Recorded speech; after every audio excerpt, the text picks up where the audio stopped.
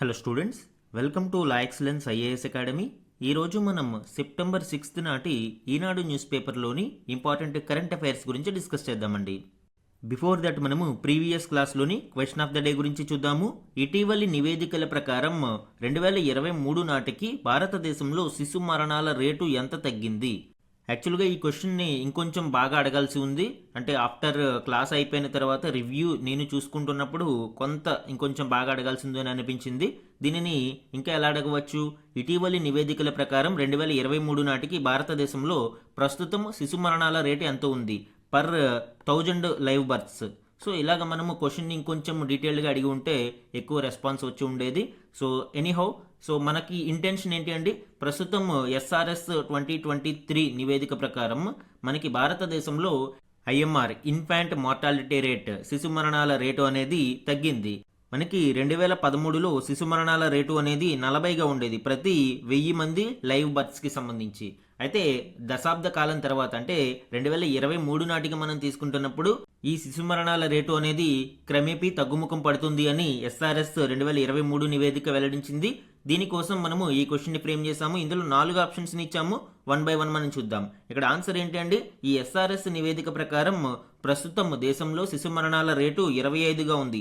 So answer ఏమవుతుంది? C అవుతుంది. గణాంకాలను మనం పరిశీలిస్తే గత దశాబ్ద కాలంలో అంటే 2013 నుంచి 2023 మధ్య కాలంలో శిశు మరణాల రేటు అనేది సుమారు 37.5% మేరకు తగ్గుముఖం పట్టింది.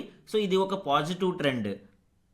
ఈరోజు ఈనాడు న్యూస్ పేపర్లోని important topics to be covered మనం చూస్తే, ఫస్ట్ వన్, రాజకీయ అవినీతిపై రాజీ లేని పోరు కొరకు. ఈ ఆర్టికల్ ఇటీవలి కాలంలో భారతదేశంలో పెరుగుతున్న క్రిమినలైజేషన్ ఆఫ్ పాలిటిక్స్ గురించి, అలానే రీసెంట్గా తీసుకువచ్చిన 130వ రాజ్యాంగ సవరణ బిల్లు గురించి వివరించడం జరిగింది. ఇది మనకి గవర్నెన్స్లో ఇంపార్టెంట్ అండి. సెకండ్ వన్, హైపర్సోనిక్ క్షిపణులు, అణుశక్తి యుద్ధ నౌకలు. ఈ ఆర్టికల్ కేంద్ర ప్రభుత్వం డిఫెన్స్ మోడర్నైజేషన్ ప్లాన్ నెక్స్ట్ 15 ఇయర్స్కి ఏ విధంగా ఉండబోతుంది అనేది ఒక ప్లాన్ గురించి డిస్కస్ చేయడం జరుగుతుంది. సో ఆ కంటెక్స్ట్లో ఈ ఆర్టికల్ ఇవ్వడం జరిగింది. ఇది మనకి డిఫెన్స్లో ఇంపార్టెంట్ అండి. థర్డ్ వన్, జిఎస్టీ 2.0తో ప్రభుత్వానికి కనీస నష్టం సుమారు 3700 కోట్లు. ఈ ఆర్టికల్ ఇటీవలి జిఎస్టీ 2.0 రిఫార్మ్స్కి సంబంధించి, అలానే షార్ట్ టర్మ్ లాసెస్ దీనికి కొంత ఉంటాయి అని ఎస్బీఐ రీసెర్చ్ నివేదిక వెల్లడిస్తుంది. దానికి సంబంధించిన డీటెయిల్స్ మనకి ఎకానమీ పాయింట్ ఆఫ్ వ్యూలో ఇంపార్టెంట్. ఫోర్త్ వన్, దేశంలో హృద్రోగాల విలయం. ఈ ఆర్టికల్ ఇటీవలి ఎస్ఆర్ఎస్ 2023 నివేదిక ప్రకారం భారతదేశంలో పెరుగుతున్న గుండె సమస్యలు మరియు హృద్రోగ మరణాలకి సంబంధించిన గణాంకాలను వివరించడం జరిగింది. ఇది మనకి హెల్త్ టాపిక్లో ఇంపార్టెంట్. నెక్స్ట్ వన్, ట్రంప్ నుండి ఏది ఉచితంగా రాదు. ఈ ఆర్టికల్ డొనాల్డ్ ట్రంప్ యొక్క డిప్లొమాటిక్ పాలసీ గురించి, అంటే ఏ విధంగా ప్రపంచ దేశాలతో ఆయన మెలుగుతున్నారు, అమెరికా ప్రొటెక్షనిస్ట్ పాలసీల యొక్క విధానం గురించి వివరించడం జరిగింది. ఇది మనకి ఇంటర్నేషనల్ రిలేషన్స్లో ఇంపార్టెంట్ అండి. ఇవే కాకుండా ఈరోజు Eenadu news పేపర్లోని other important current అఫైర్స్ని గురించి కూడా డిస్కస్ చేద్దాం. ఈరోజు మన ఫస్ట్ ఆర్టికల్ చూడండి, రాజకీయ అవినీతిపై రాజీ లేని పోరు కొరకు.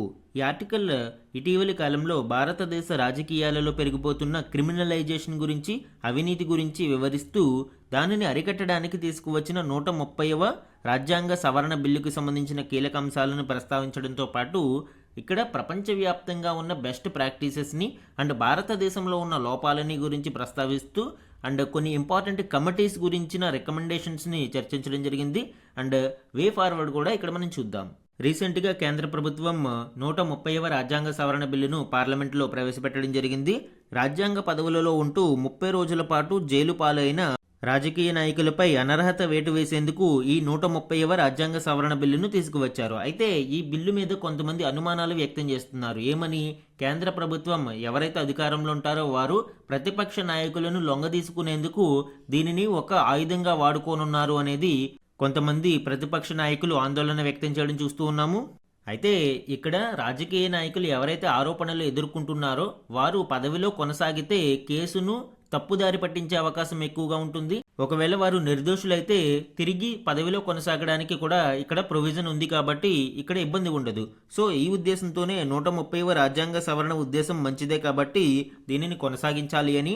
అయితే కొన్ని జాగ్రత్తలు ఇందులో చాలా అవసరం.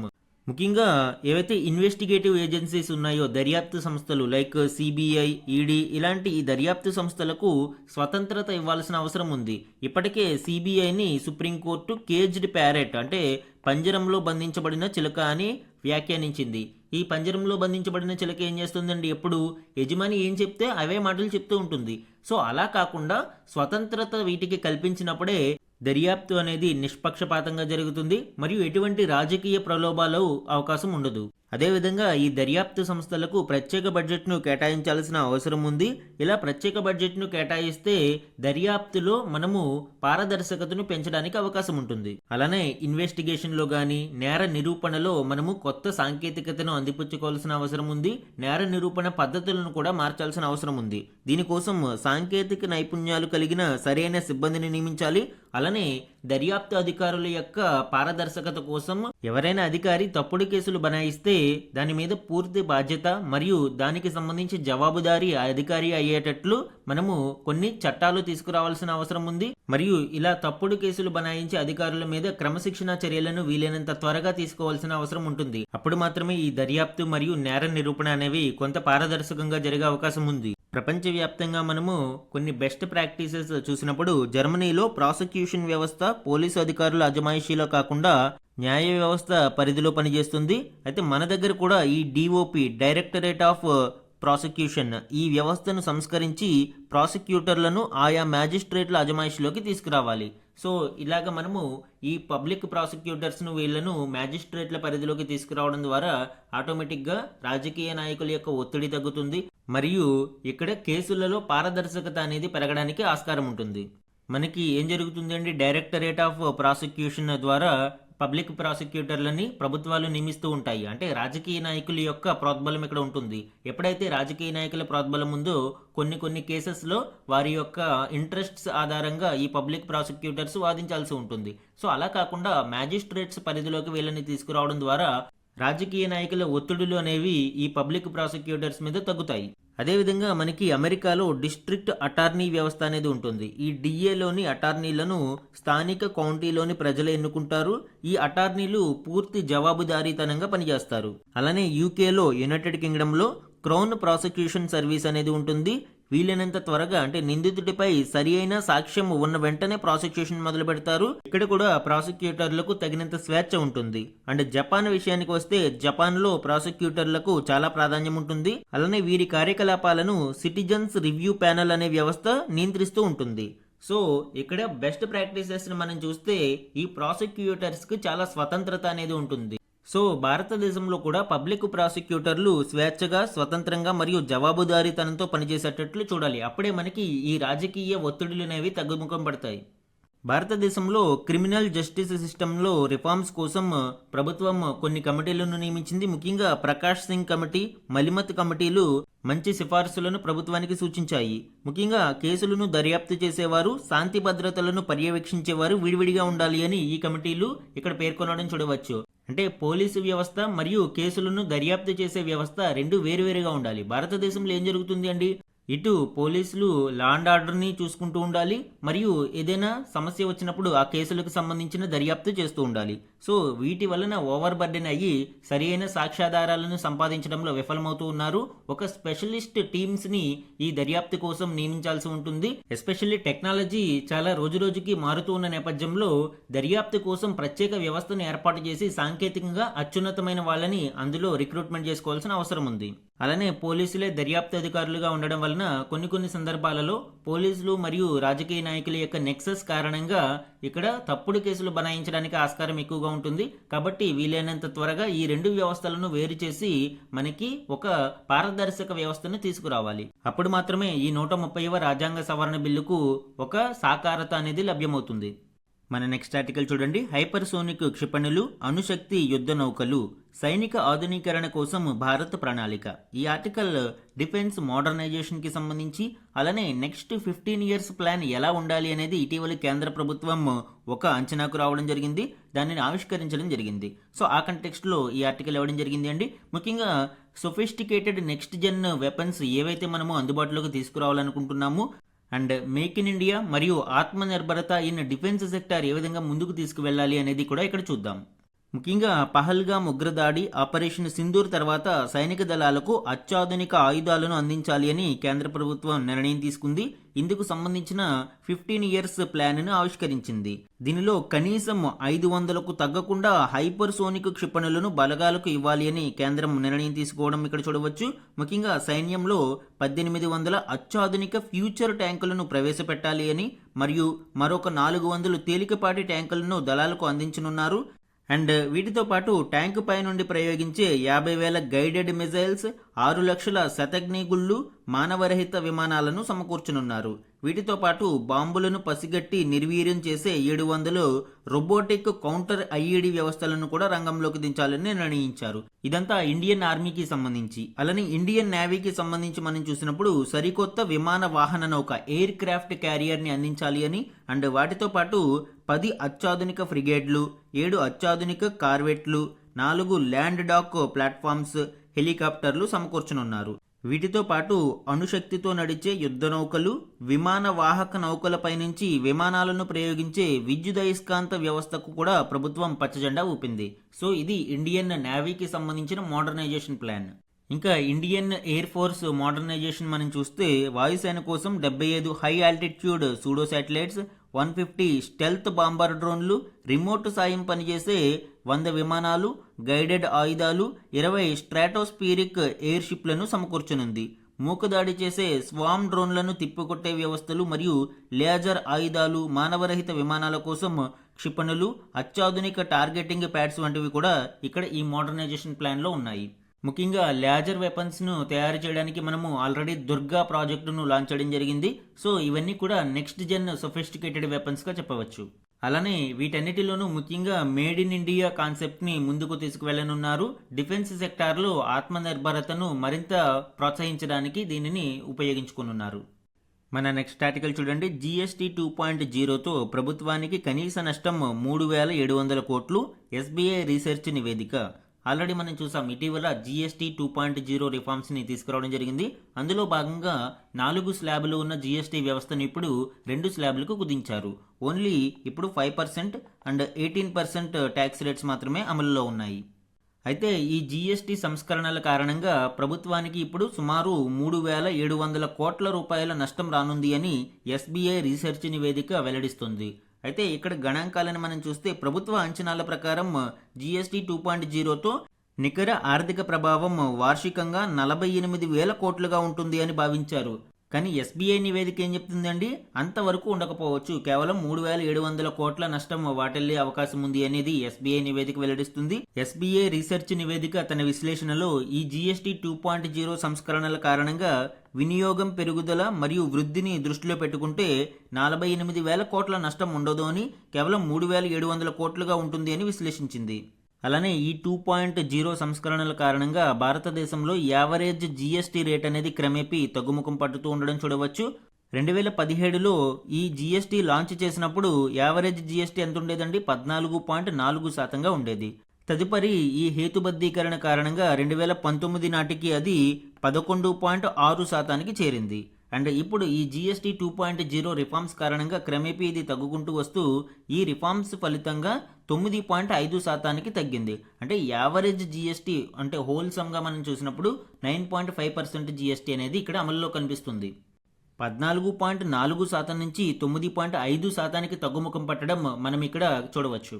అలానే ఈ రిఫార్మ్స్ ఫలితంగా సుమారు 295 వస్తువులపై GST రేటు 12 నుంచి 5% లేదా 0కు తగ్గడంతో ఈ విభాగంలో వినియోగ ద్రవ్యోల్బణం తగ్గే అవకాశం ఉంది.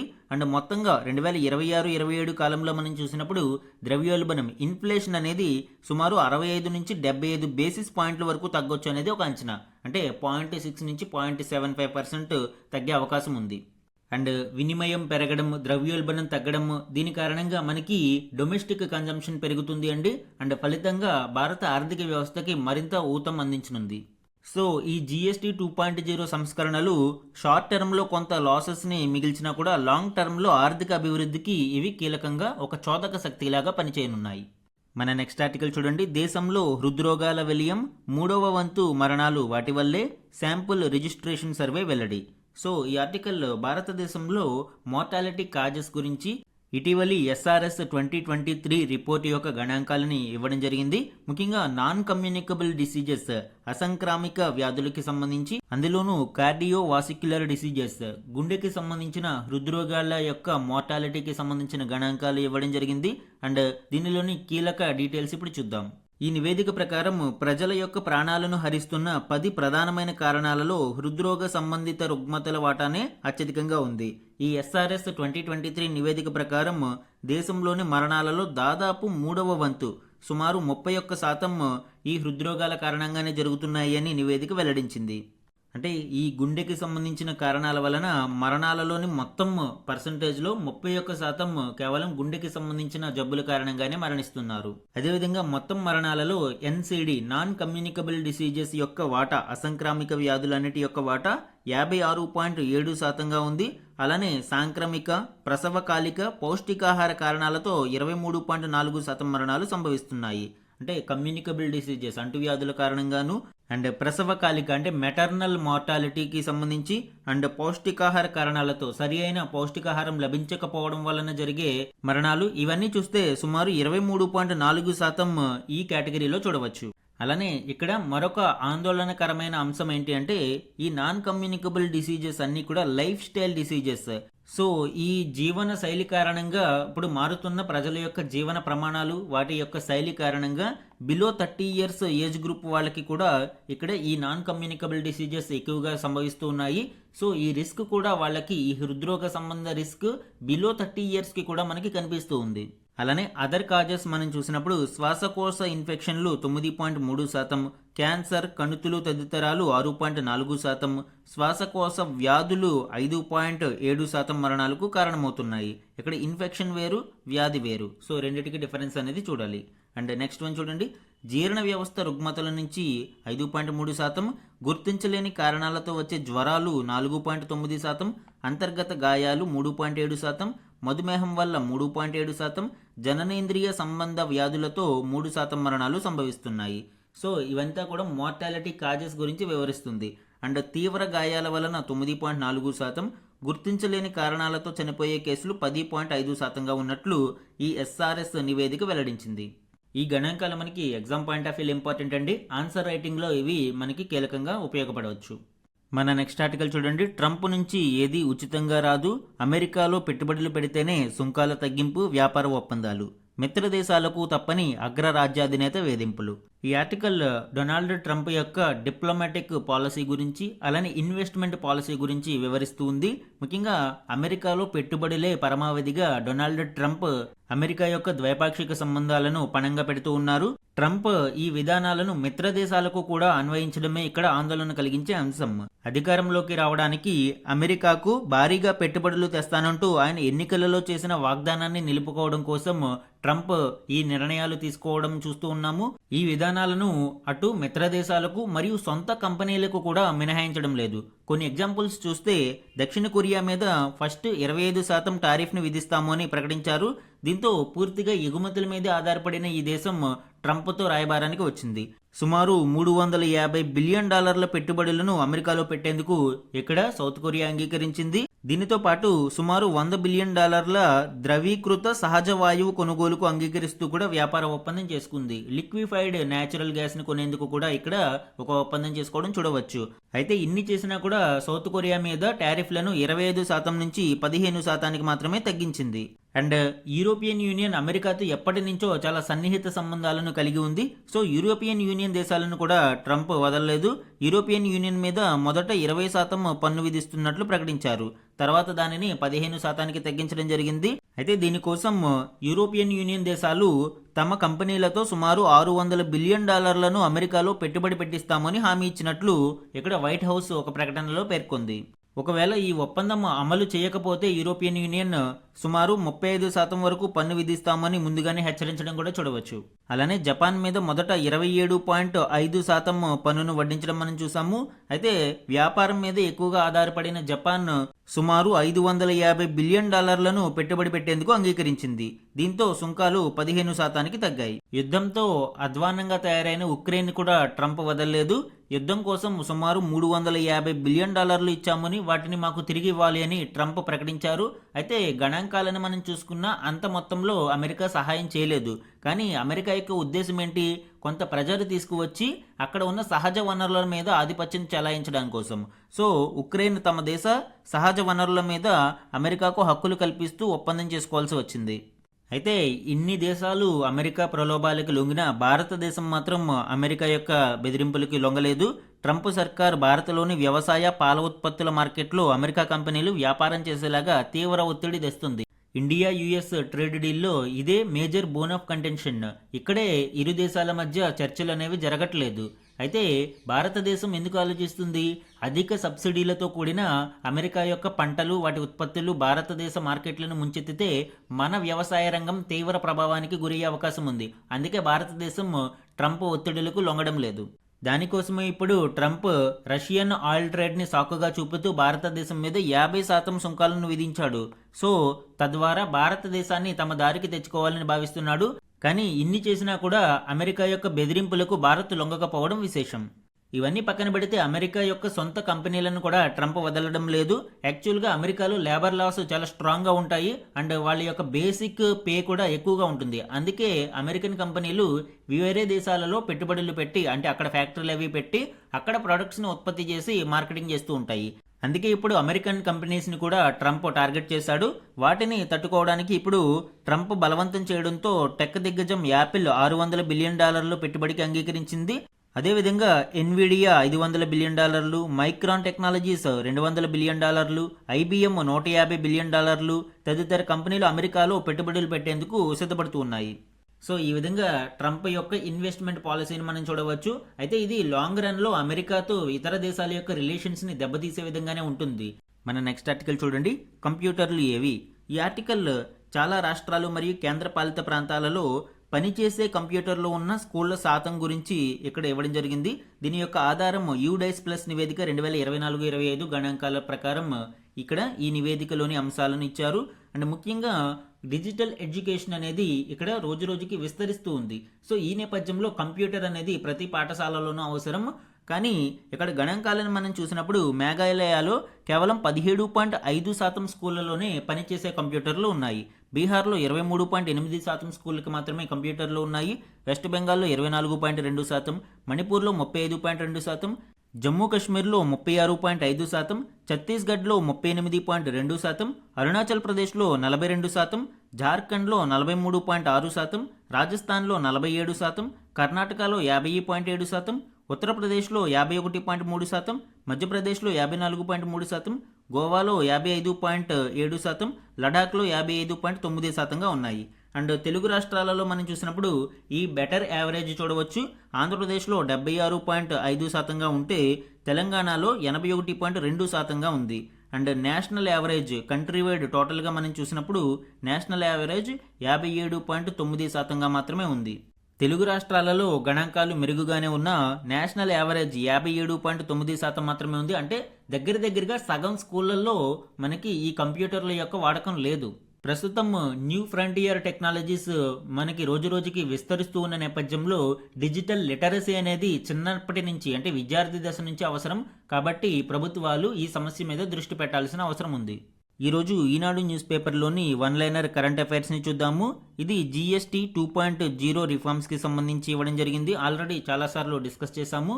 ప్రస్తుతం 4 స్లాబులు ఉన్న GST స్ట్రక్చర్ని 2 స్లాబులుగా 5 మరియు 18%గా మార్చారు.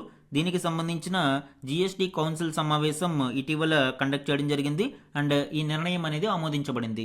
ఈ చేంజ్డ్ రేట్స్ ఈ నెల 22వ తారీఖు నుంచి అమలులోకి రానున్నాయి. అలానే లగ్జరీ గూడ్స్ మరియు సిన్ గూడ్స్ మీద సుమారు 40% వరకు స్లాబ్ను ప్రతిపాదించారు.